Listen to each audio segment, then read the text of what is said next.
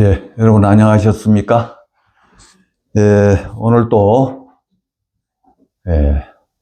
지난번 이어서 세례 요한 이어 또 예수님 어떻게 해서 우리 죄를 사해하는지에 대해서 말씀을 나누도록 하겠습니다. 예, 오늘은 요한복음 1장을 읽겠습니다.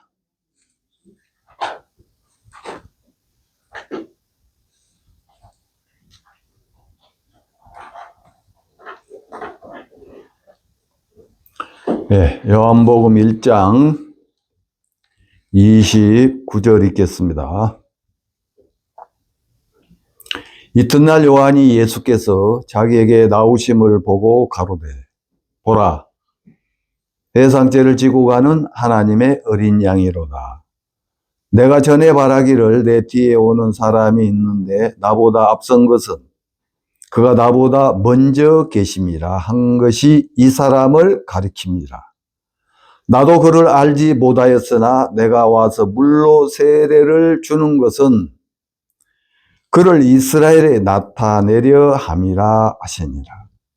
요한이 또 증가하여 가로되 내가 봄에 성령이 비둘기같이 하늘로서 내려와서 그의 위에 머물렀더라.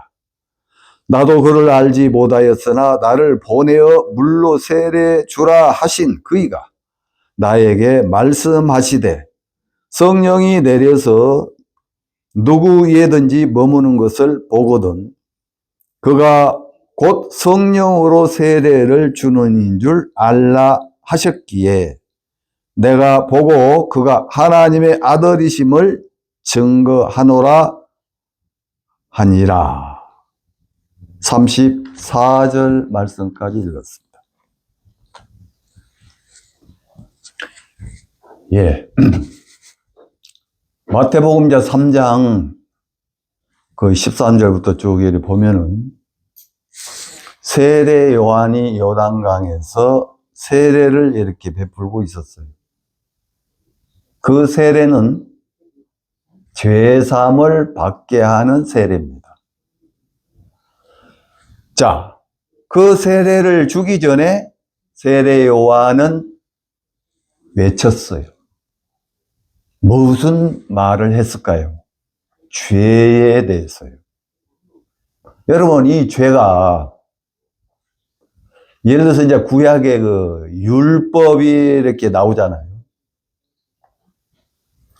율법이 십계명도 있지만은 이제 십계명은 모세가 시내산에서 하나님으로부터 직접 받아온 것이 십계명입니다. 그리고 그 외에 그 계명들이 십계명까지 합쳐서 613가지예요. 자, 그걸 다 이야기를 하면은 시간이 많이 걸리기 때문에 그러니까 하라 248개고요. 하지 마라 365가지. 자, 근데 248가지는 우리 몸의 부분들을 이야기해요. 그리고 365개는 그냥 365일, 1년 365일이잖아요. 그러니까 빠짐없이 이제 그런 부분도 이야기를 하는 그런 부분들이 이렇게 있는 겁니다. 그래서 613가지 가운데에 의식법이 있고 도덕법이 있고 그 다음에 이제 뭡니까? 사회법.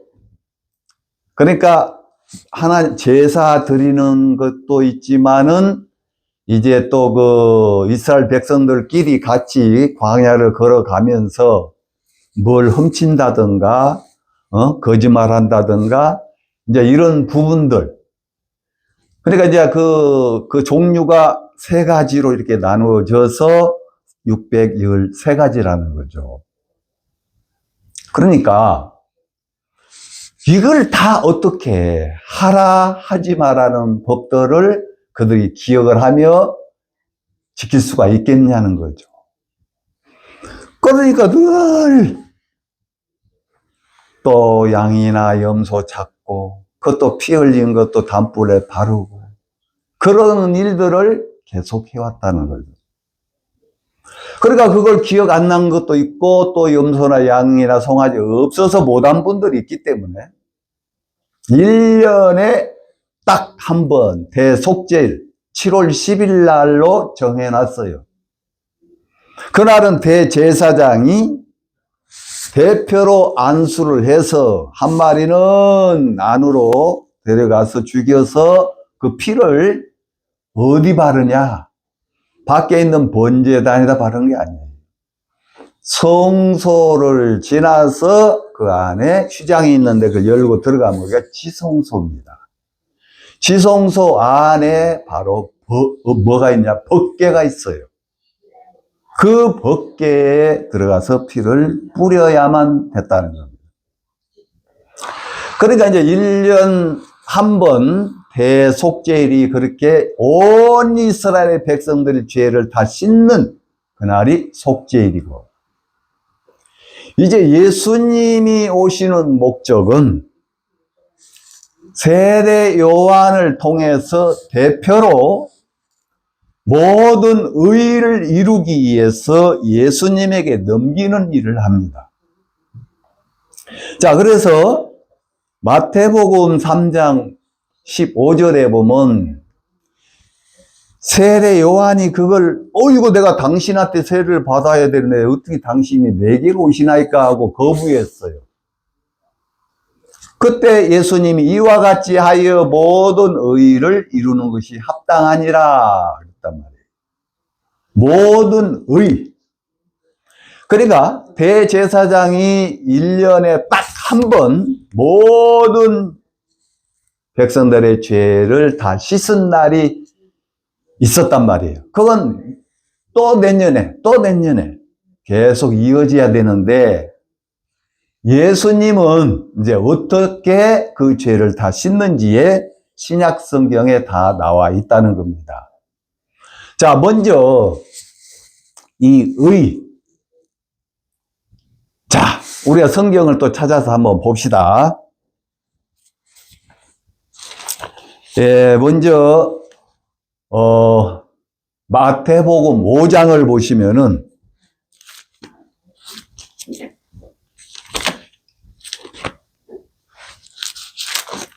마태복음 5장 예수님이 이런 말씀을 하셨어요. 율법에 대한 이야기들을 많이 여기 하시는데 20절 보면 5장 20절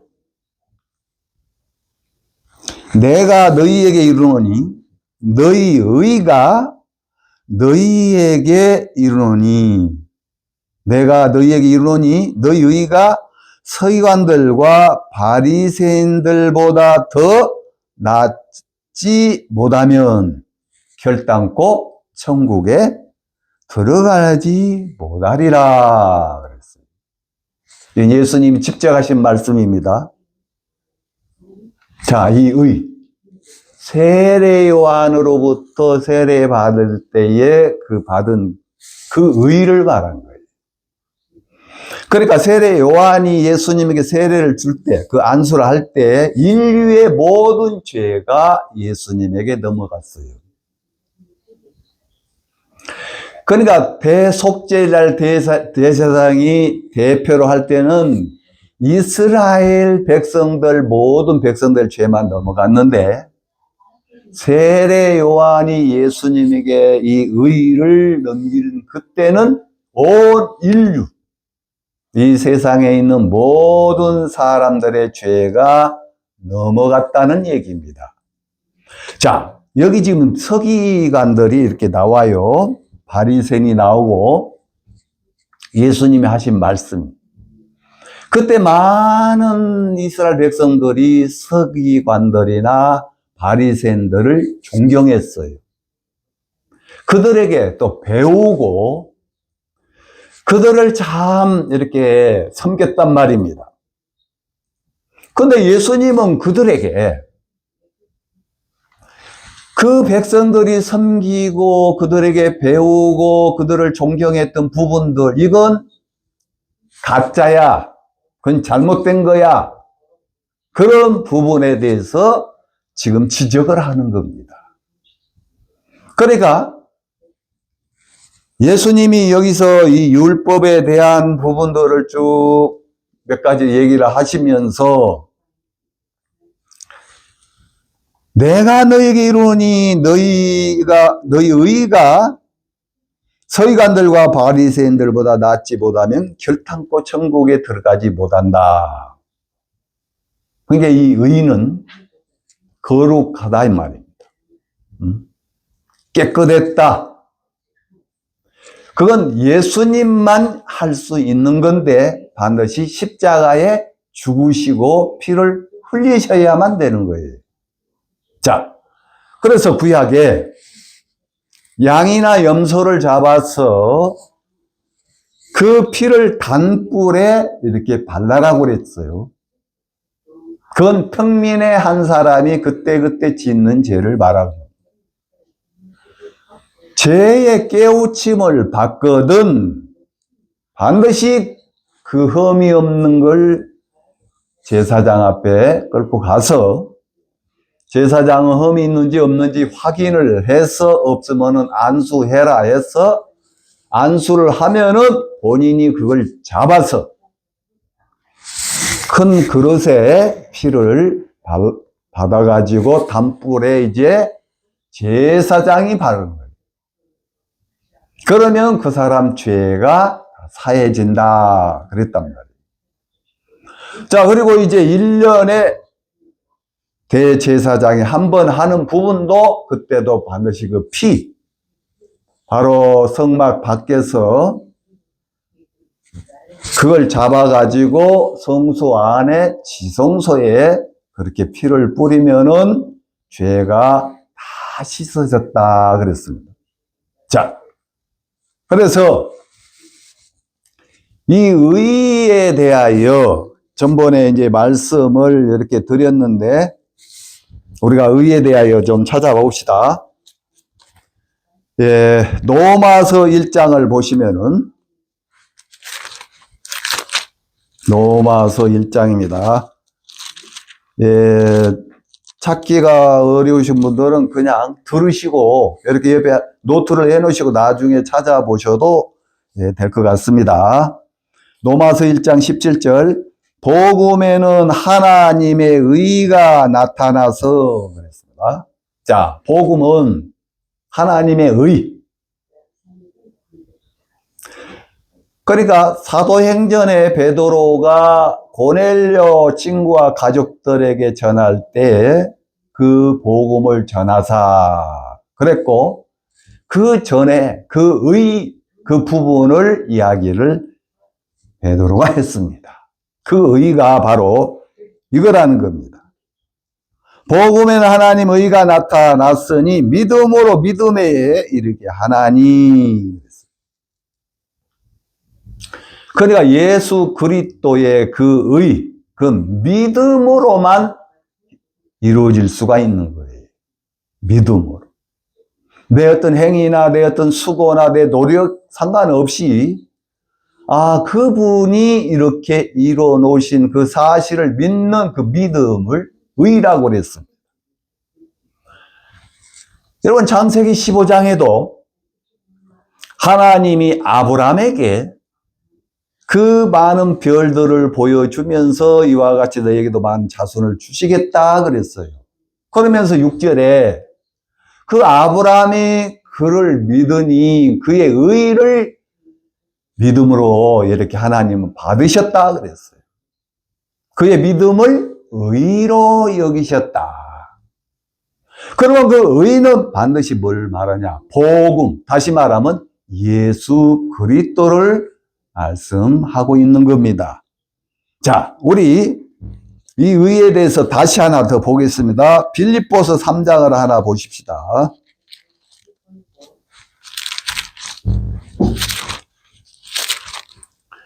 자, 3장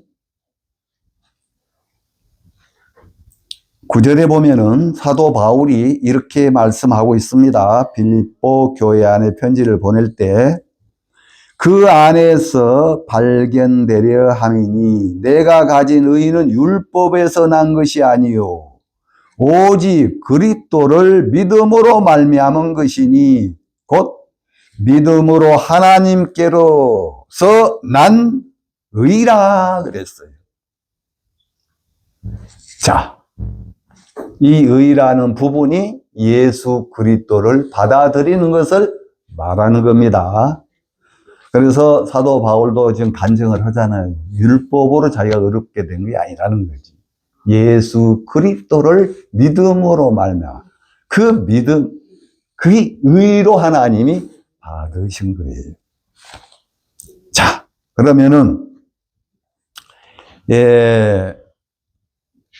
이 바리새인 서기관들 지금 이야기를 했는데 우리가 성경을 제가 한번 또 찾아보겠습니다.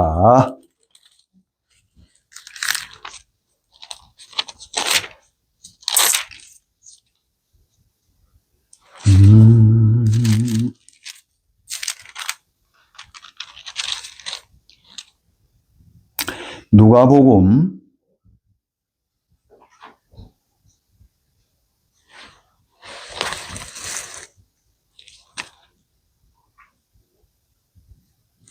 7장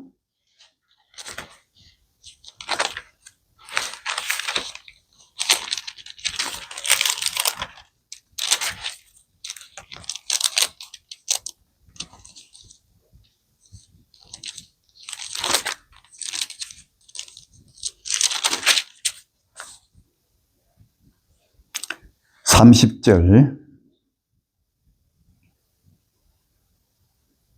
오직 바리새인과 율법사들은 그 세례를 받지 아니한지라 스스로 하나님의 뜻을 저버리느니라 그랬습니다. 자, 예수님이 너희 의가 바리새인 서기관들보다 낫지 않으면 결단코 천국에 갈 수 없다. 그랬단 말이에요. 여기 말씀 보니까 오직 바리새인과 율법사들은 그 세례를 받지 아니한지라 그랬어요.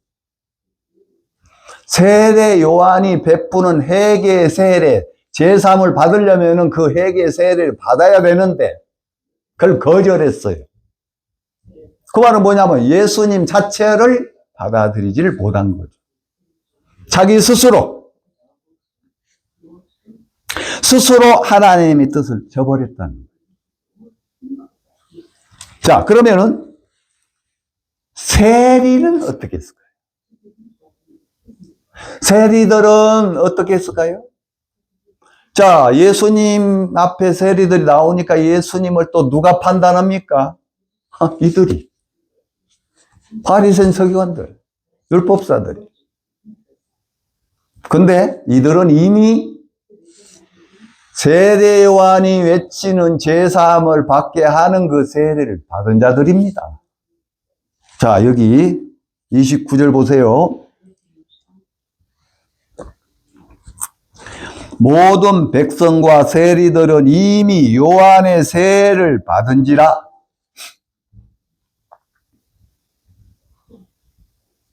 예. 바로 이 세리는 세례 요한의 세례를 받았어요. 그래서 이 말씀을 듣고 하나님은 의롭다 하대. 여러분, 죄인을 깨닫고 세리 진짜 자기 어떤 그런 부분들을 그건 완전히 백성들한테 사기친 거잖아요. 노마로부터 세금을 이렇게 받아서 반납을 해야 되는데 여러분 50불을 이렇게 세금을 그 노마 정부에서 받아라 그러면 100불 받아가지고 50불은 자기가 챙긴 거예요. 그러니 얼마나 자기 백성들한테 그렇게 했으니 죄책감이 안 되겠습니까? 그건 죄를 자동적으로 깨달아 버리는 거죠. 자,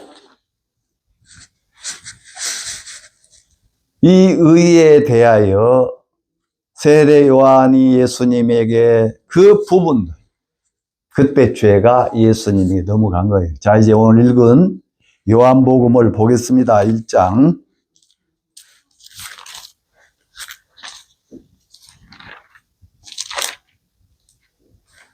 1장 29절. 이튿날 요한이 예수께서 자기에게 나오심을 보고 가로되 보라 세상 죄를 지고 가는 하나님의 어린 양이로다 그랬어요. 자, 이 성경에 이제 다른 복음서에 이렇게 마태나 마가 누가 여기 보면은 예수님이 세례를 받으시고 광야에 사단에게 시험을 받으러 가신 이야기가 나오는데 여기 이튿날은 예수님 세례 안수 받고 그 이튿날을 말하는 게 아니고 여기 바리새인들이 사람을 요한한테 보냈어요. 응? 넌 누구냐?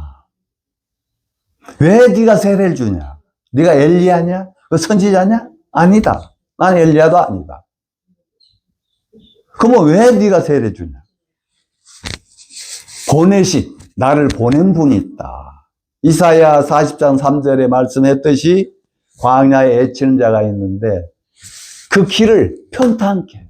그러니까 예수님, 그 예수님을 받아들이려면 우리 마음이 어떻게 해야 돼? 평탄해야 돼. 씨를 뿌리려면은 땅이, 예? 뭐 돌자각 있고, 뭐 풀 있고, 막, 거기다 안 뿌리잖아요. 다 제거하고, 돌도 제거하고, 이제 흙을 고르게 해서 씨를 뿌리듯이, 세례 요한이 그 역할을 하기 위해서 먼저 왔다는 거예요. 하나님이 보냈다는 거죠. 그러니까 이제 그런 일들을, 자, 이야기를 지금 쭉 합니다. 자, 시간상 다 이야기 못 하고요. 26절, 1장 26절 보면은 요한이 대답하되 나는 물로 세례를 주거니와 너희 가운데 너희가 알지 못하는 한 사람이 섰으니 곧 내 뒤에 오시는 그이라. 나는 그의 신들매 풀기도 감당치 못하겠노라 하더라.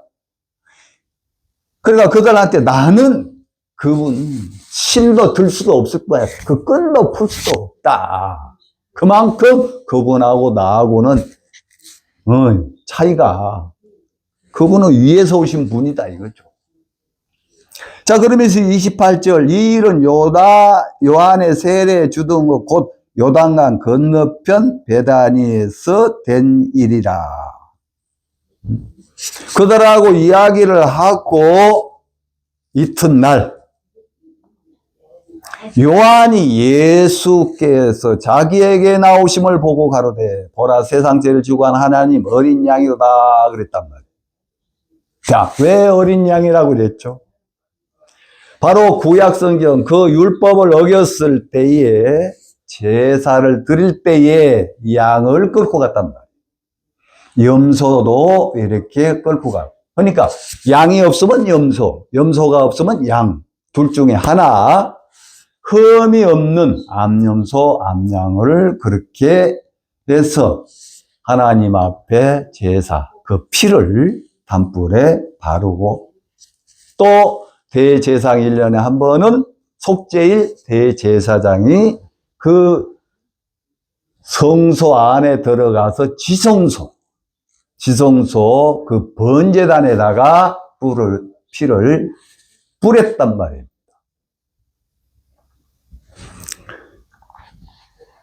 그러니까 세례 요한 예수님이 자기에게 나오신 보고 보라고 외쳤다는 거예요. 그러면서 세상 죄를 지고 가는 하나님의 어린 양이다.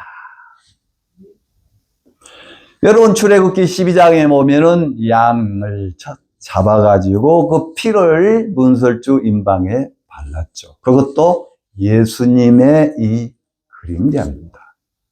그러니까 구약성경의 여러 곳에 예수님에 대한 또 예수님이 어떤 모양으로 또 언제 어디에서 어떻게 오실 부분들이 다 약속으로 기록이 되어 있습니다.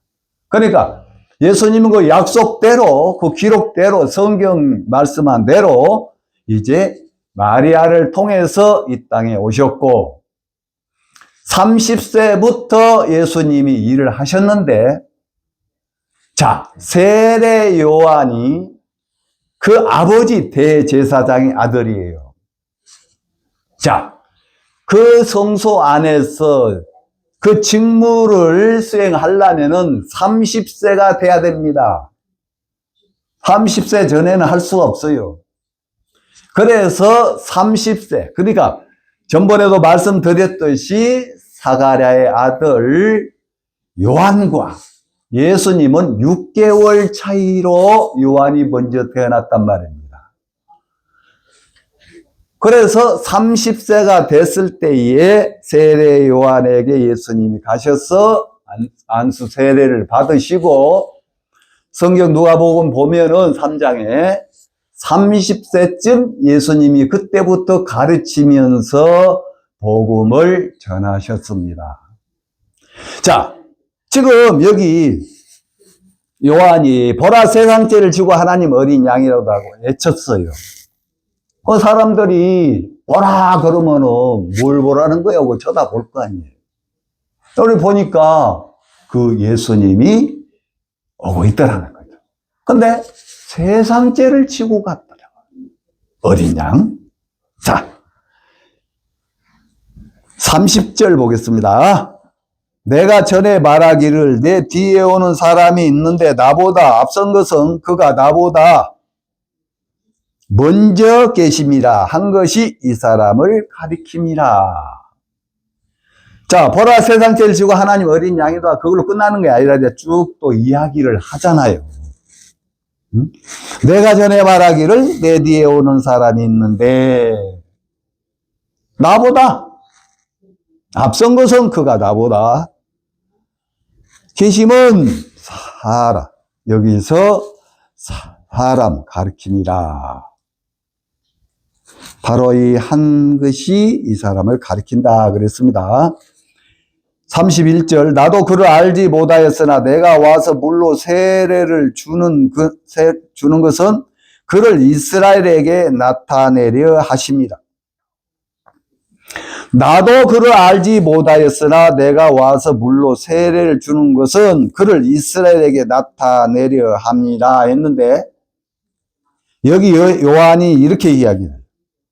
32절 요한이 또 증가해 가로되 내가 봄에 성령이 비둘기같이 하늘에서 내려 그 위에 머무는 것을 봤다 그랬습니다.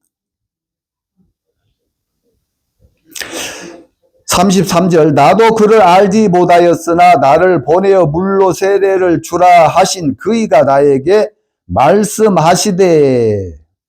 예, 여기 이제 중요한 말이 있어요. 세례 요한이 아무에게나 그렇게 주는 게 아니에요. 33절 우리 이걸 정확하게 봅시다. 나도 그를 알지 못하였으나 나를 보내어.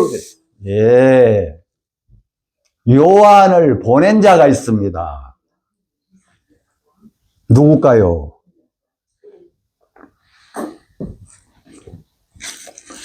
요한복음 1장 6절을 보시겠습니다. 바로 옆에 있죠. 1장 6절. 하나님께로서 보내심을 받은 사람이 났으니 이름은 요한이라. 요한 누가 보냈다고요? 하나님이 보냈다고 말씀하겠습니다. 그러니까 표면적으로는 사가랴의 아들로, 또 예수님도 우리 이 혈육 육체적으로 표면적으로는 요셉의 그 아내 마리아를 통해서 이 땅에 오신 거예요. 그런데 실제는 전부 하나님이 그렇게 하신 거예요. 하나님이. 자, 전번에도 말씀드렸듯이 이사야 53장 거기에 쭉 예수 그리스도의 그 모습도 그분이 하시는 일들 거기에 나와 있죠.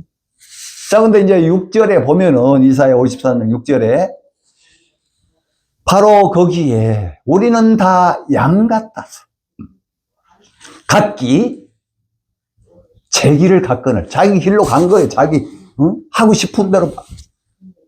그게 어디에 그거예요? 다 죄악의 길. 근데 실제, 죄가 그렇게 이끌어 갔던 거예요. 그러면 더 그 죄의 우두머리는 뭐야? 마귀가 그렇게 했던 거예요. 그러니까 내가 이리 가면 성공할 것 같아. 야, 이리 가면은 내가 너무 행복할. 근데 실제 죄가 마귀가 그렇게 이끌어 갔던 거예요. 그러니까 어디 가는 거예요? 결국 사망의 길로 가는 겁니다. 저주. 그래서 예수님이 태어나기 약 700년 전에 하나님은 이사야 53장에 그렇게 기록한 거예요. 우리는 다 양 같아서 각기 제 길을 갔거늘 사망의 길을 가고 있는 거예요. 여호와께서 우리 무리의 죄악, 그러니까 여러분들 다 우리 이 지구상에 있는 모든 사람들을 얘기한 겁니다. 일일이 거기다 사람들 기록 다 하면 성경 그거 트럭에다 해도 안 되죠. 그 무리의 죄악을 그에게 담당시키셨도다.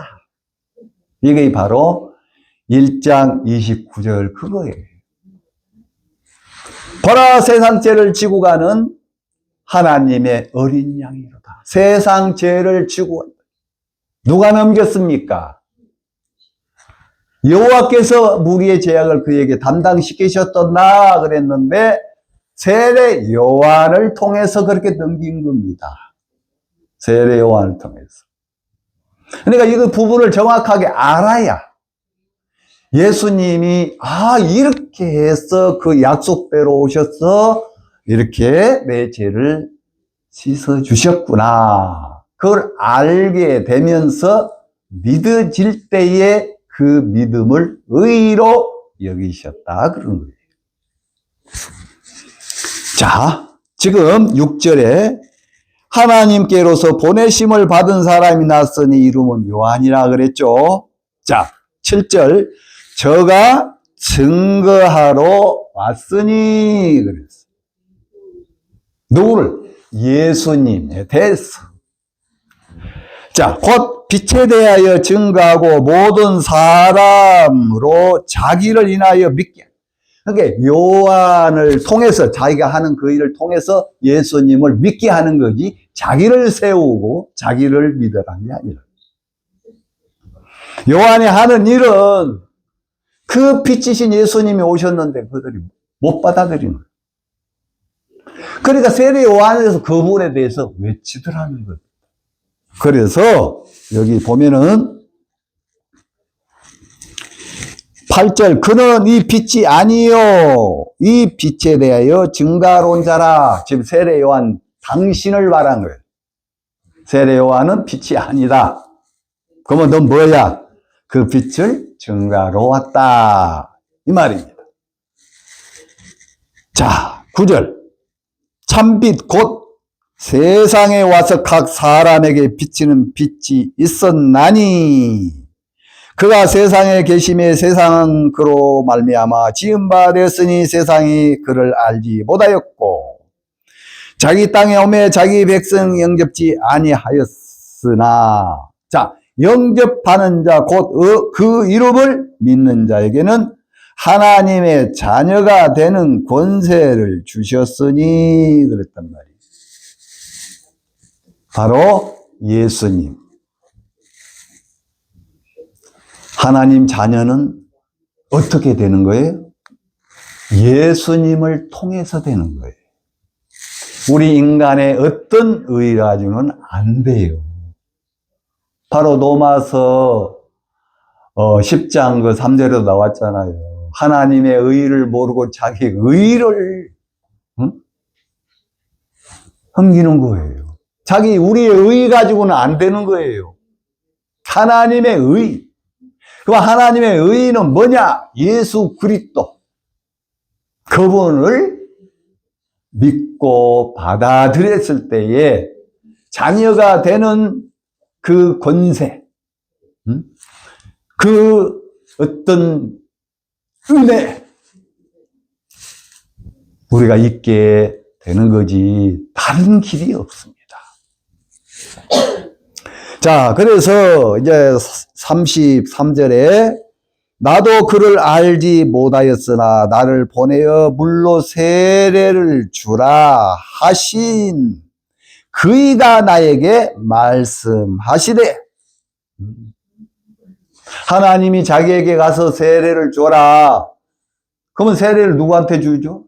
아무한테 주면 안 되니까 성령이, 누구든지 성령이 그에게 임한 거 보면은 그가 세례를 네가 줘야 할 그 맞다. 자, 그럼 우리 마태복음 이제 다시 봅시다. 3장.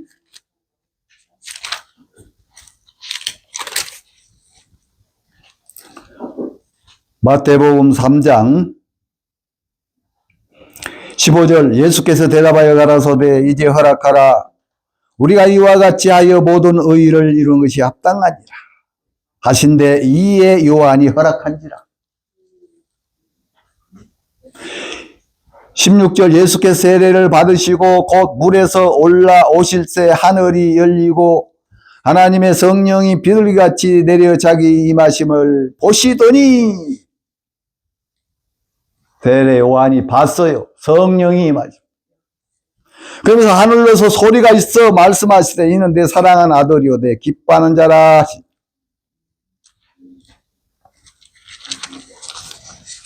여러분, 제가 고넬료의 시리즈가 지금 돼버렸잖아요. 그는 과연 거듭났는가?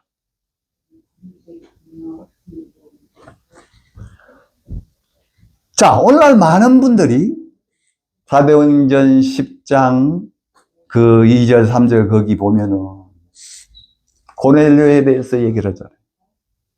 그는 뭐라고 돼 있어요? 경건하여 온 가족 항상 하나님을 경외했다고. 그리고 또 뭐 있어요? 백성들을 구제했어요.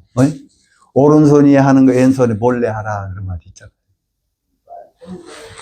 지금 이방인이 그 이스라엘 백성들 많은 사람들을 도와줬다. 그리고 뭐요?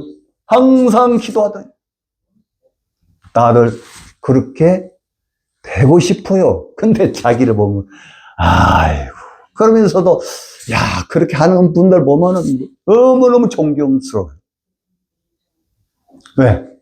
그렇게 하면 하나님 잘 믿고 그렇게 하면은 천국 간대 뭐 전혀 하자가 없다고 생각해요.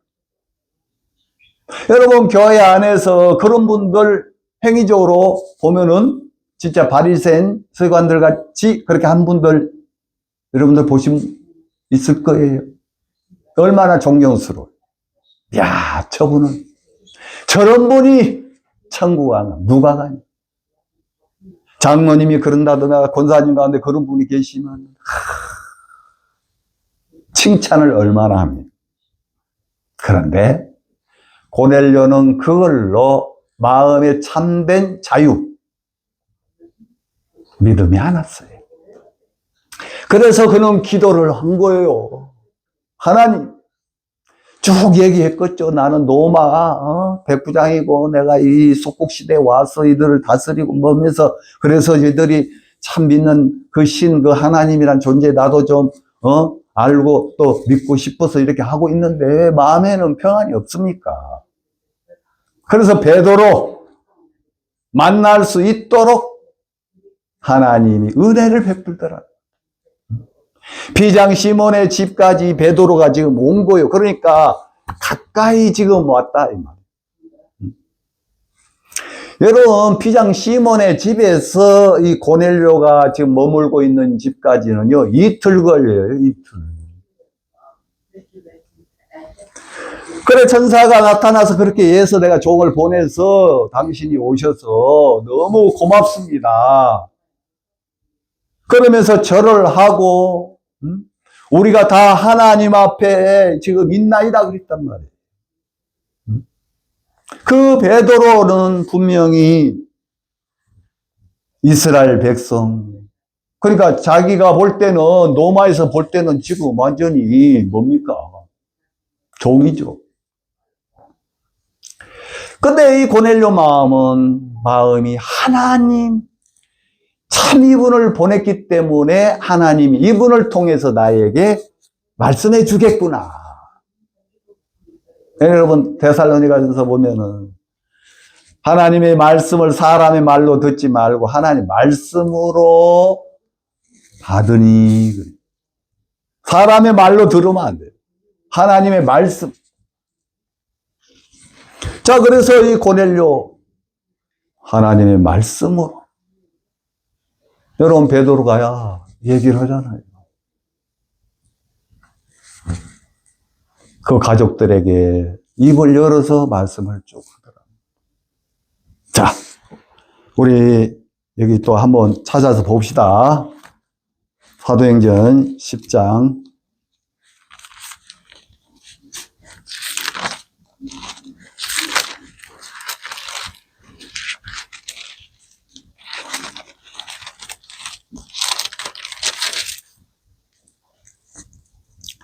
(34절) 베드로가 입을 열어 가로되 내가 참으로 하나님은 사람의 애모를 취하지 아니하시고. 35절, 여기 중요한 말입니다. 35절, 나가 중 하나님을 경외하며. 자, 이 경외하며 누구를요? 하나님을 경외하며. 그 다음에 뭐가 나와요? 의를 행하는 사람은 하나님이 받으신 줄 깨달았다. 여러분, 하나님을 경외하는 걸로 끝나면 안 되고 그 의를 행하는, 이 의, 바로 세례 요한이 그 예수님 베풀기 전에 이와 같이 모든 의를 행하는 것이 합당하니라. 바로 이 의가 복음이라는 거예요, 복음. 그래서 36절, 만유의 주 되신 예수 그리스도로 말미암아 화평의 복음을 전하사 이스라엘 자손에게 보내신 말씀. 그러니까 그 말씀을 지금 얘기하는데, 그 다음 37절, 이 요한이 그 세례를 반판 후에 그랬잖아요. 요한이 세례를 반판. 그러니까 첫 번째는 죄사함을 받게 하는 백성들, 죄를 정확하게 잘 모르는 분들에게 죄를 깨우쳐 주고 인정한 사람, 다시 말하면 회개, 자백하는 사람들에게 세례를 베풀었단 말이에요. 근데 예수님은 그거 아니죠. 예수님은 그 세례가 아니에요. 예수님 죄가 없는데. 자, 이따 내가 다른 데 보여드릴게요.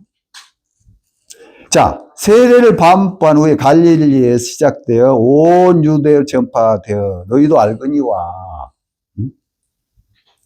자, 갈릴리에서 시작하여 온 유대 전파된 거 너희도 알거니와 하나님이 나사렛 예수에게 성령과 능력을 기름 붓듯 하였음에 저가 두루 다니시며 착한 일을 행하시고 마귀에게서 눌린 자를 고치셨으니 이는 하나님이 함께 하심이라. 자, 여기에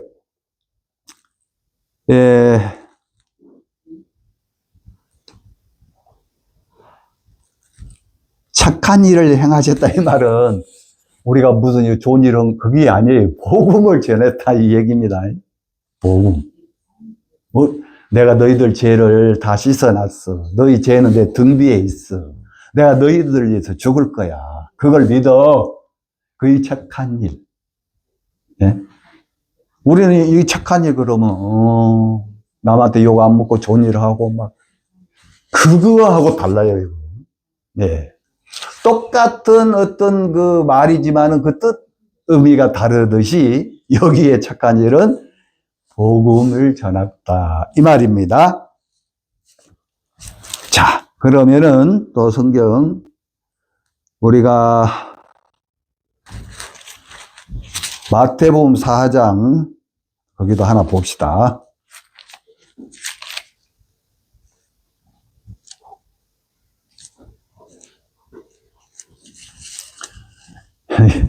예, 왜냐면은, 이 베드로가 이 고넬료와 그 함께한 자들에게 구약 성경의 말씀을 통해서 정확하게 복음을 전하더라고요.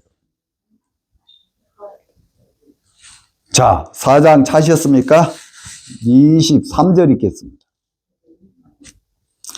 자, 예수께서 온 갈릴리 두루 다니사. 자, 예수님 아까 세례 요한의 안수를 받고 두루 다녔다고 그랬죠? 자, 그러면서 다니사 저희 해당에서 가르쳤어요. 뭘 가르쳤죠? 네, 천국 복음을 전하시며 백성 중에 모든 병과 또 모든 약한 것을 고치시니 그랬어요. 그러면서 또 뭐라고 돼 있어요? 그의 소문이 온 수리아에 퍼진지라 사람들이 모두 아는 자 곧 각색 병과 고통에 걸린 자 귀신 들린 자 간질하는 자 중풍 병자들 데리고 오니 저희를 고치시니라. 자, 사도행전 10장 다시 봅시다.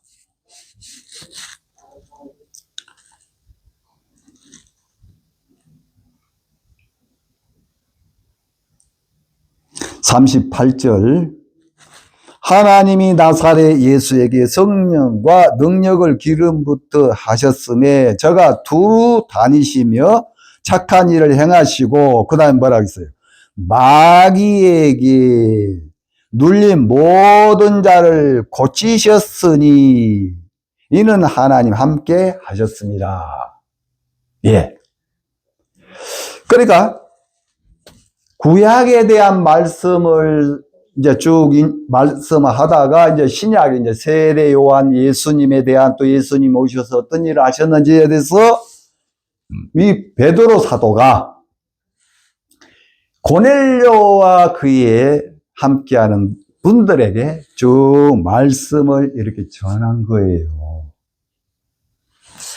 자, 그러면서 이 39절에 우리는 유대인의 땅과 예루살렘에서 그의 행하신 모든 일의 증인이라 그랬어요. 우린 증인이야. 우리가 직접 봤어.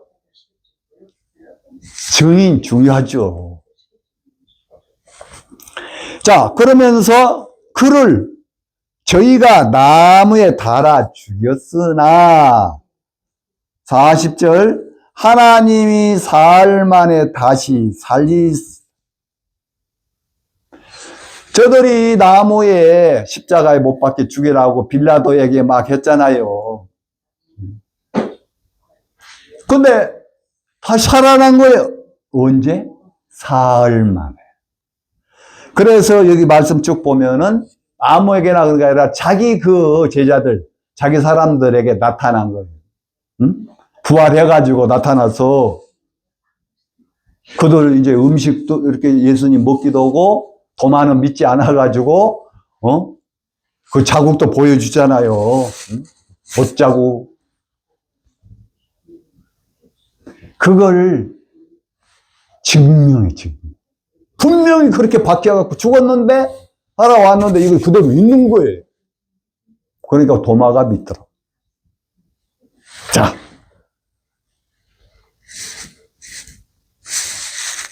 지금 여기에 이제 여기 먼저 얘기를 하고 이제 저쪽으로 갈게요. 자, 43절. 저에 대하여 모든 선지자도 증거하되 저를 믿는 사람들이 다 그 이름을 힘입어 제사함을 받는다 하였습니다. 자, 쭉 그렇게 복음을 전하고 제사함을 받는다 했던 말은 이들이 그걸 받아들였어요. 자, 44절. 베드로가 이 말할 때 성령이 말씀 듣는 모든 사람에게 내려오니 베드로와 함께 온 할례바, 이게 베드로가 몇몇 그 형제들 데리고 갔어요. 그들도 이제 놀란 거예요. 성령이 만 거라, 성령. 성령은 누구에게 임하죠? 여러분, 사도행전 2장 38절에 또 베드로가 거기서 이렇게 외쳐요. 백성들아, 죄사함을 받아라. 그리하면 성령을 선물로 받으리니. 성령은 언제 누구에게 옵니까? 죄사함을 받은, 그 죄에서 사함을 받은 자에게 반드시 그 선물이 하나 와요. 성령이에요, 성령. 성령은 바로 우리를 보증하는 겁니다. 자, 그래서 여기에서 또 이제 세례를 받아요, 여기. 이 세례는 또 여기에 나와 있는 세례는 뭐냐? 장사. 저도 거듭난 이후에 수양에 가서 물에 이제 세례를 받았어요. 물속에, 이 세례는 완전히 물속에 들어가야 돼요. 여기 지금, 그거 아니에요. 완전히 담겨야 돼. 그건 뭐냐? 장사를 의미해요. 물속에 나온 건 뭐냐? 살아났다. 부활을 의미하는 겁니다. 여러분, 죄에서 정확하게 거듭나시면은 그때 받은 세례가 진짜예요. 죄에서 먼저 사함을 받고 성령이 임한 그들에게 세례를 받을 자격이 되는 겁니다. 자, 그러면은 예수님이 왜 3일 후에 다시 살아나야 되죠? 여러분, 로마 4장 25절에는 예수는 우리의 범죄함을 위하여 내어줌이 되고, 그게 우리를 위해서 죽으시죠. 우리를 의롭다 함을 위하여 살아나셨느니라. 그게 바로 증명이라는 거죠. 살아나야 되는 거예요. 우리 죄가 없다. 그걸 증명하는 거예요. 우리를 의롭다. 이 바로 그거의 하나님의 의, 하나님이 인정해주는 의, 하나님이 자녀가 될 수 있는 그 의 자격입니다. 자, 이제 세례 요한이 아까 요한복음에서 그렇게 얘기를 이제 했습니다. 자기도 몰랐는데 자기를 보내신 분이 그렇게 얘기했다는데 그쪽에 좀 보고 이제 다른 데를 좀 보겠습니다. 다시 요한복음 1장.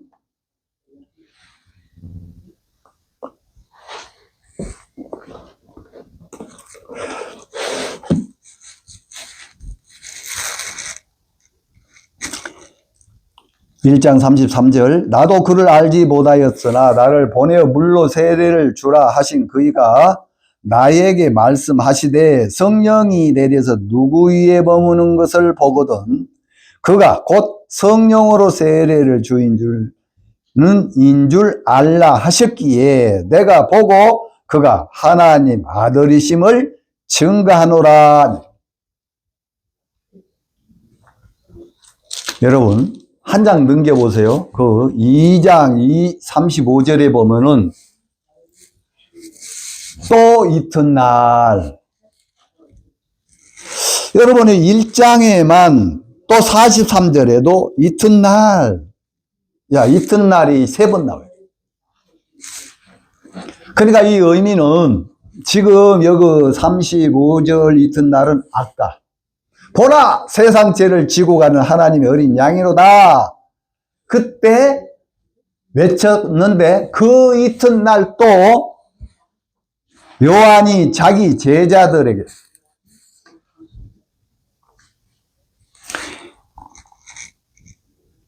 또 이튿날 요한이 자기 제자 중 2사람과 함께 섰다가 예수의 다니심을 보고 이제 예수님이 여기저기 이제 막 전파하는 거예요. 다니신 걸 보고 그 두 제자한테 얘기합니다. 보라, 하나님의 어린 양이로다. 왜 어린 양이라고 자꾸 강조하죠, 요한이? 바로 구약에, 그 그걸 지금 상징. 그거 기억하고. 그때는 그렇게 했지만은, 그러나 그때 죄만 씻어주고, 또 대속죄일 날은 1년에 딱 한 번, 그 다음부터는 또 어떻게 돼요? 그러면 또 그것 때문에 근심하고, 걱정하고, 두렵고. 그런데 이 어린 양 이분은 딱 한 번에 온 인류에 그걸 다 끝내놨다. 그 부분을 이제 말씀을 드리려고 하는 거예요. 자, 히브리서 보겠습니다.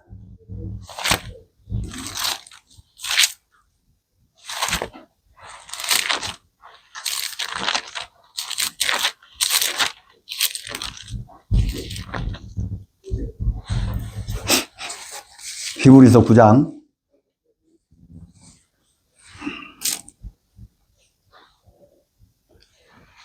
그러니까 히브리 7, 8, 9, 10 거의 4기에 나와 있는 그 죄를 졌을 때 그 죄를 사한 부분에 대한 부분들이 여기에 집중적으로 많이 나와요. 자, 그러니까 우리가 죄가 예수님이 가져갔다 하고 믿기는 믿는데 구약에 대해서 그 과정들을 잘 모르니까 다시 한번 이야기해 주는 거예요, 히브리 기자가.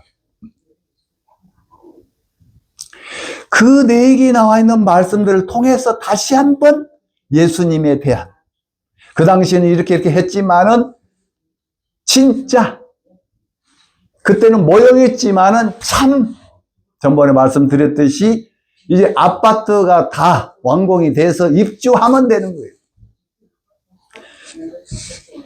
입주하기 전에는 모델 하우스를 통해서 이런 모양으로 또 이런 디자인을 통해서 아파트를 질 겁니다. 그러면은 개개인에게 그걸 이제 오다를 받아서 그 아파트 그대로 져놓고 입주하세요. 그리고 그 모델 하우스는 이제 뜯어버린다 이 말입니다. 왜? 이제 필요 없어요. 진짜가 이제 지어졌으니. 이제 모형 그 자체는 이제 필요가 없는 거죠. 자, 9장 11절 보겠습니다. 그리스도께서 장래 좋은 일의 대제사장으로 오사 손으로 짓지 아니한 곧 이 창조에 속하지 아니한 더 크고 온전한 장막으로 말미암아. 이게 잘 이해가 안 가실 거예요.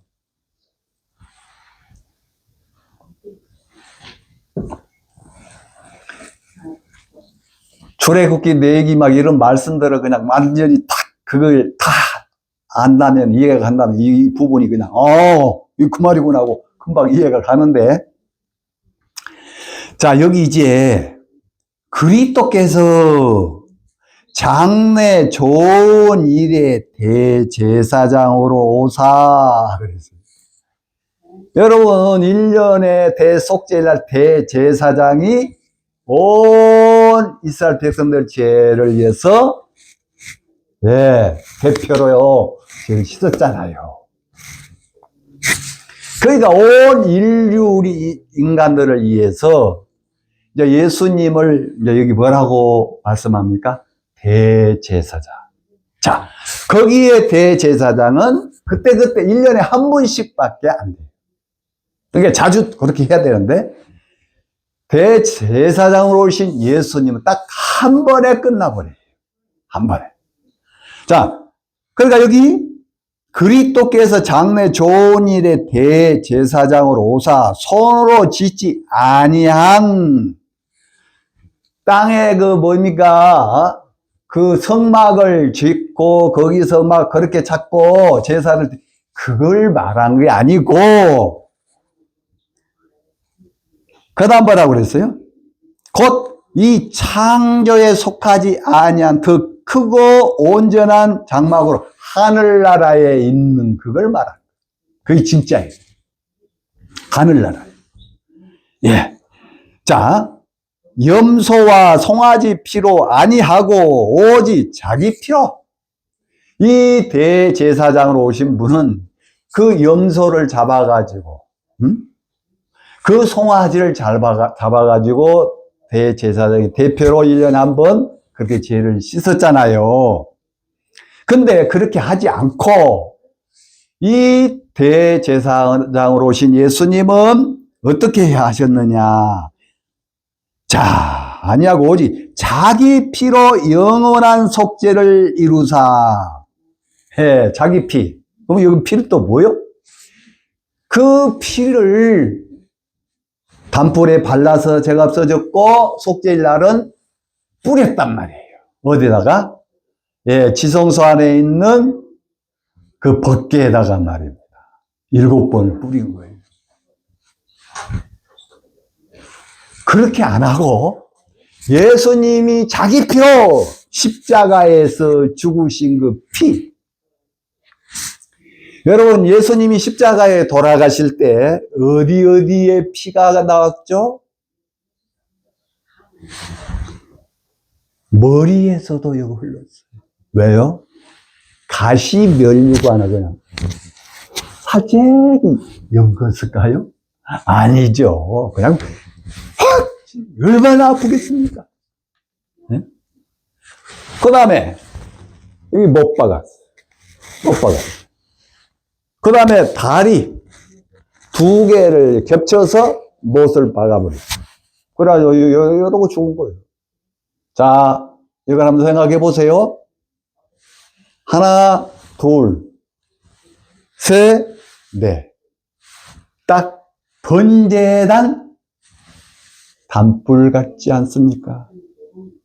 그 4곳에 피를 발랐을 때 그 제사였어요. 예수님이 여기서도 피가 줄줄 흐르고 여기서 다리에서 흘렸어요. 자, 그럼 번제단에서 단불에서 4군데 피 바르고 남은 피는 어쨌죠? 땅에다가 쏟아버렸어요. 부어버렸단 말입니다. 자, 예수님이 4군데에서 피를 흘리고 죽으셨어요. 피가 막 흘러버리니까. 근데 나중에 군병 하나가 안식일 이제 그날 첫날이 되기 때문에 안식일까지 두면 안 돼요. 저녁 그 안식일까지 두면 안 되니까 그 전에 이 시체를 처치해야 돼요. 무덤으로 넣어야 돼요. 그래서 이제 그 군병 하나가 딱 십자가에 또 2명 강도가 있었죠. 아, 그들 아직 살아있는 거라. 그래서 뼈를 꺾어버렸어요. 팍 꺾어버리면 어때요? 너무 고통스러우면서 피도 빠져 죽는 거예요. 그 예수님도 뼈를 꺾으려고 딱 가보니까 이미 돌아가셨어요. 운명하셨어요. 아, 그래서 군병이, 아이고, 죽었네. 예수님을 좋게 안 봤거든. 그 군병들도. 에라이, 온 김에. 팍! 창으로 위에 주셨어요. 옆구리를. 너무너무 똑같잖아요. 남은 피 땅에다 쏟았듯이. 남은 피 옆구리를 찌르니까 뭐가 나왔어요? 피와 물이 나와버립니다. 이건 성경에 다 기록되어있어요. 예수님은 뼈가 꺾어지면 절대 안 돼요.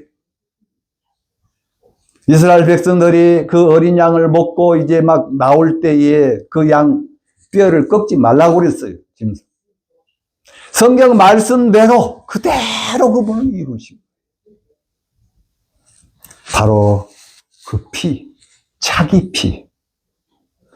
예수님 그때 죽으시고 이 피를 하늘나라에 있는 그 지성소에 가서 뿌린 거예요.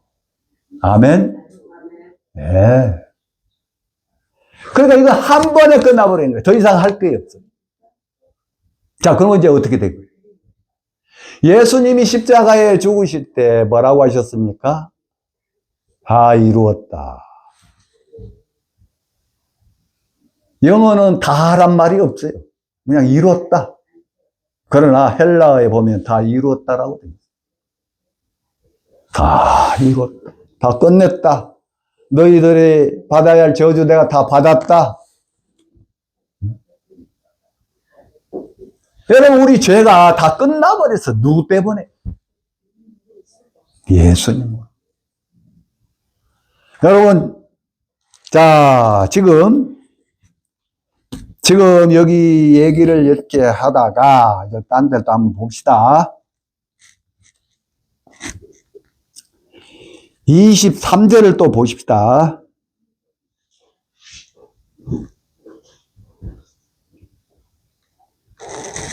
그러므로 하늘에 있는 것들의 모형, 이런 것들로서 정결케 할 필요가 있었으나,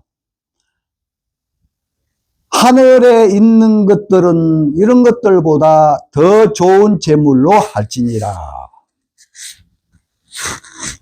자, 그러므로 하늘에 있는 것들의 모형은 이런 것들로서 정결케 할 필요가 있었으나, 하늘에 있는 것들은 이런 것들보다 더 좋은 제물로 할지니. 그러니까 여기 이제 더 보면은 24절, 그리스도께서는 참것의 그림자인 손으로 만든 성소에 들어가지 아니하시고, 이게 이 땅에 있는 10월 10일 날 하는 대속죄 그거 말고 오직 참 하늘에 들어가사 그랬잖아. 참 하늘에 들어가사 이제 우리를 위하여 하나님 앞에 나타나시고 대제사장의 해마다 다른 것에 피로서 성소에 들어가는 것 같이 자주 자기를 드리려고 아니할지니. 그러니까 예수님은 이 땅에 대제사장이 하듯이 1년에 한 번씩 또 가고 그럴 필요가 없었다는 거지. 그냥 당신이 한 번 갔다 하면은 그걸로 이제 끝난 거예요. 자, 그래서 여기에 25절, 대제사장의 해마다 다른 것에 피로서 성소에 들어가는 것 같이 자주 자기를 드리려고 아니할지니. 이 땅에 있는 제사장처럼 그렇게 아니한다 이 말입니다. 자, 그러면서 그리하면 그가 세상을 창조할 때부터 자주 고난을 받아야 할 것이로되, 이 땅에 있는 제사장처럼 예수님이 해야 된다면 그러면 자주 그렇게 또 죽고 살고 또 죽고 그렇게 할 필요 없고, 여기 이제 더 보면은 자기를 단번에 제사를 드려 죄를 없게 하시려고 세상 끝에 나타났느니라. 이 세상 끝. 지금부터 2000년 전에 예수님이 오셔서 십자가에 죽으신 그날을 말한 거예요. 예? 자주 죽고 그게 아니다 이 말입니다. 이 땅에 있는 제사장들은 자주 그렇게 했는데, 여기에 나와 있는 대제사장이 예수님인데 예수님은 그렇게 안 했다. 한 번에 다 끝내버렸다 이 말이에요. 다시 말하면 아브라함의 죄도 바로 이 세상 끝에. 그래서 예수님이 그러잖아요. 요한복음 8장에 보면 거기 막 바리새인들과 막 자기가 아브라함이 후손이고 막 아브라함이 아버지고 막. 어때 예수님은 나 아브라함보다 먼저 있었다는 거지. 아브라함은 나의 때를 보고 즐거워했다. 여러분 갈라디아서 3장에 보면 예수님 뭡니까? 아브라함에게 복음을 전하되. 그거 이 전부. 우리는 시간계에 살고 있으니까 과거, 현재, 미래 시간이 막 흐르지만 예수님, 그러니까 하나님은 영혼계에 계시기 때문에 시간이 없어요. 영원하신 분이거든. 그분은 과거도 없고 미래가 없어요. 항상 현재입니다. 현재. 그러니까 다 여기 한눈에 다 봐버린 거예요. 그러니까 우리 시간계에 살고 있으니까 자꾸 막 과거 앞으로 미래 막 이럴 뿐이에요. 세상 끝에 나타나셔서 단번에 끝냈다 이 말이에요. 자, 그러면 이제 어떻게 됩니까? 자, 우리 10장, 히브리서 10장.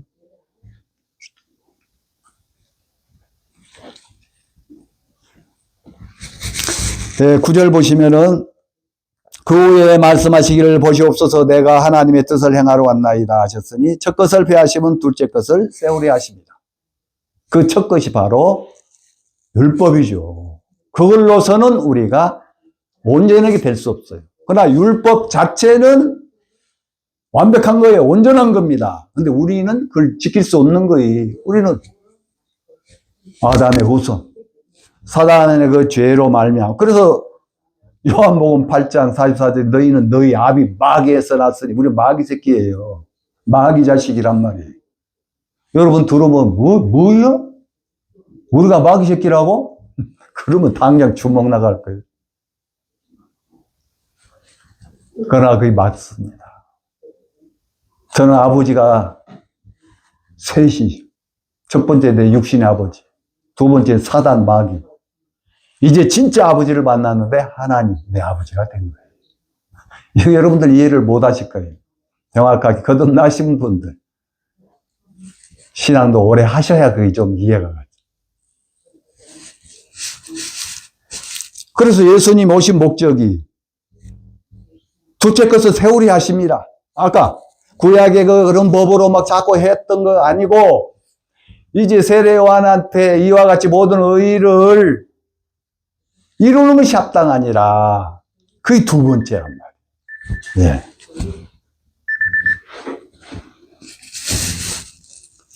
자, 이 10절 보면은 이 뜻을 쫓아 예수 그리스도의 몸을 단번에 들이심으로 말미암아 우리가 거룩함을 얻었노라. 그게 하나님의 뜻이란 말이에요. 예수님이 단번에 죽으심. 단번이라는 건 딱 한 번을 말합니다. 뭐 자주 그게 아니에요. 딱 한 번에 다 끝나버렸다 이 말이에요. 단번이란 단어는 두 번, 세 번이 없다는 얘기예요. 딱 한 번으로 못 박은 거예요. 더 이상 없어요. 예수님이 우리 죄를 위해서 십자가에 그때 죽으실 때 한 번으로 끝났다. 이 말이에요. 자, 여러분 여기 19절 보겠습니다. 10장 19절. 그러므로 형제들아 우리가 예수의 피를 힘입어 성소에 들어갈 담력을 얻었나니. 여러분 아까 그 지성소 그건 대제사장이 1년에 한 번 들어가서 하나님 앞에 제사를 드렸어요. 아무도 못 들어가요. 들어가면 죽습니다. 근데 그 휘장이 위에서부터 밑으로 찢어졌어요.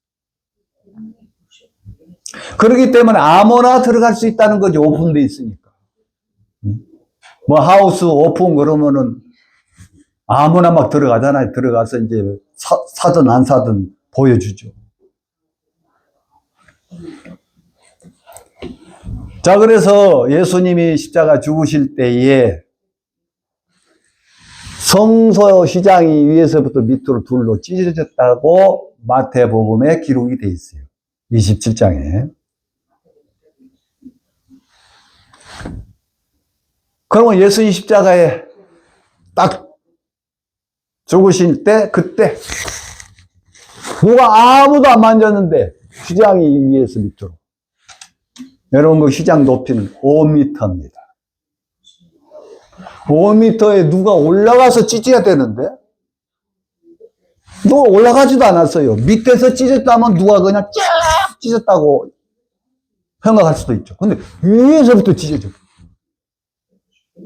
더 이상 하나님 앞에 나갈 때 어느 누구도 저주가 없다는 거예요. 다 살아남는 거예요. 죽음이 없다는 거예요. 끝났다는 얘기죠.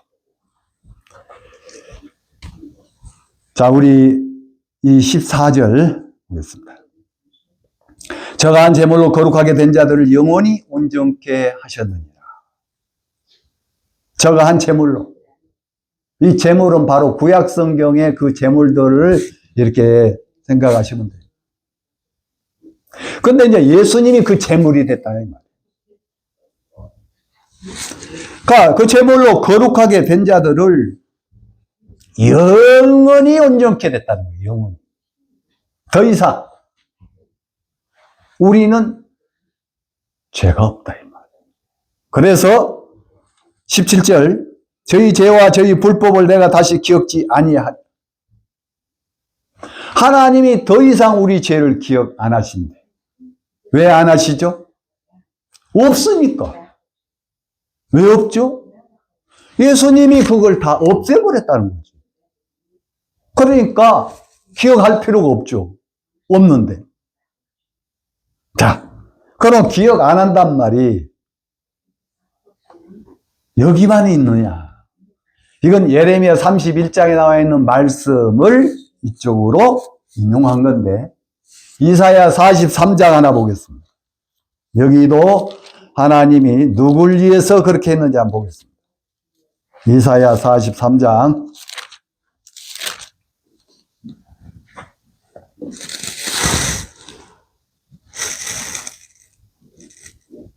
25절.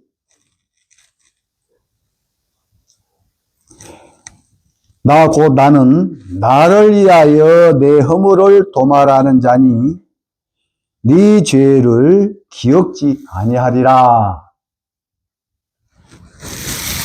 사람들은 하나님이 기억을 안 한다니까 자꾸 우리는 기억나잖아요. 기억이 나는데 하나님은 기억을 안 하신다고? 하나님 기억하고 계셔. 그래가지고 언제 한번 또 잘못하면 그냥 구원 취소한다든가 아니면은 그런 생각을 해요. 자, 오늘 여러분들 그거 이제 아실 수가 있어요. 자, 하나님은 누굴 위해서 우리 죄를 기억 안 한다고 그랬어요? 하나님 당신을 위해서 그래요. 다시 말하면 왜 우리 죄를 사야 하셨느냐? 우리 죄를 사해 주신 건 당신을 위해서 그런 거란 겁니다. 여러분 요한계시록 21장 그 3절에 보면은 하나님은 우리와 함께 계시기를 위해서, 하나님은 우리와 함께 하시기를 원하셔요. 그래서 우리를 구원하신 거예요. 자, 기억을 왜 안 하냐고요? 우리 기억나잖아요. 기억나니까 그분도 기억한 줄 알아요. 여러분, 우리가 기억나야 돼요. 기억이 안 나야 그게 구원이지. 기억난데 어떻게 구원해? 그래서 어떤 분은 그래요? 그러면 망치 하나 가져 뒤통수로 그냥 툭 치면 기억이 안 난다고. 그렇게 이제 우스개로 말을 했다고 하는데 기억나야 돼요. 왜요? 기억나야 감사하죠. 네? 기억이 안 나면은 하나님이 뭐요? 사랑이 뭐요? 죄가 뭐요? 네? 기억 안 나는데 뭘 알아요? 기억 상실증 걸린 분들 모르잖아요. 마누라 옆에 있는데도 모르잖아요. 자식이 아빠 한대요. 넌 누구야? 모르잖아요. 기억이 안 나니까. 기억이 나야, 아이고, 내 아내구나. 아이고, 내 자식. 자, 여기, 기억이 나야 되는 이유, 26절. 너는 나로 기억이 나게 하고, 그랬잖아요. 너는 나로 기억이 나야 된다, 이거예요. 자, 그러시면서 뭐라고 돼 있어요? 서로 변론하자. 서로 이야기하자. 교제하자. 우리가 말하자. 부부지간에도 그렇고 자식 간에도 그렇고 우리 모든 사람이 대인관계 말을 해야 돼. 그게 변론이에요. 자기 혼자만 그냥 다 말한 거 그건 아니고 같이 주거니 받거니 주거니 받거니 그래야 상대의 마음을 알지. 상대의 말은 듣지 않고 지 혼자 타. 남자들 술 드시면 예, 그런 현상이 많아요. 그것 때문에 막 싸워요. 자기 막 이야기를 막. 상대 이야기도 들어줘야죠. 그게 변론이거든. 하나님과 우리의 관계도 그래. 기도를 할 때도 하나님 막 이것 주세요, 저것 주세요, 막 내 원하는 거 다 달라고 그래. 그거 기도 아니에요. 하나님, 나는 이거 갖고 싶은데, 나는 이렇게 하고 싶은데, 하나님은 어떻게 생각하세요? 하나님이 이 뜻인지, 하나님이 이걸 기뻐하는 거라면은 저에게 가르쳐 주십시오. 이건 기도지. 혼자 막 자기만 다. 그러면은 그 하나님과의 사귐이 될 수가 없죠. 사귐. 사귐은 뭡니까? 예. 서로 마음이 소통돼야 사귐이 되는 거지. 서로 우리는 변론하자. 너는 내 일을 말하여 의를 나타내. 그래서 변론하는 하나님의 뜻은 뭐냐면 내 의를 나타내. 그게 뭐예요? 복음 전해라는 거예요. 응? 다른 분들이 사실 모르는 분들에게도 이 사실을 알려줘야 돼. 바로 이 베드로가 고넬료와 그의 친구 가족들에게 이야기를 해서 그 다 받아들였어요. 네? 성령이 임하더라는 거죠. 그래서 세례를 줬어요. 근데 사도행전 11장 보면은 베드로가 막 책망을 들어요. 이방인의 때 왜 그래? 간증을 쭉 하더라. 간증을 쭉 하니까 그들도 아 이방인들도 성령 받는구나. 예, 여러분 어느 누구나 다 제삼 받을 수 있고 하나님은 그 자녀가 된 권세를 다 주셨습니다. 그래서 고넬료는 처음에는 이론적으로 알고 있던 그의 어떤 신앙이 이제 마음으로 정확하게 하나님을 만나는 누굴 통해서요? 베드로를 통해서. 거듭난 그리스도인이 고넬료도 되었습니다. 예, 고넬료 시리즈 여기까지 마치겠습니다. 감사합니다. 예, 안녕히 계세요.